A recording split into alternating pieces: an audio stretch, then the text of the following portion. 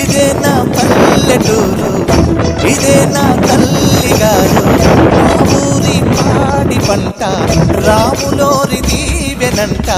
తల్లి గోదావరి నీళ్ళు కడిగే సీతమ్మ పాదాలు. ఊరంతా హాయ్ హాయ్ హాయ్, మనసంతా హాయ్ హాయ్ హాయ్. ఇదే నా పల్లెటూరు, ఇదే నా తల్లిగారు. మా ఊరి పాడి పంట రాములోరి దీవెనంట.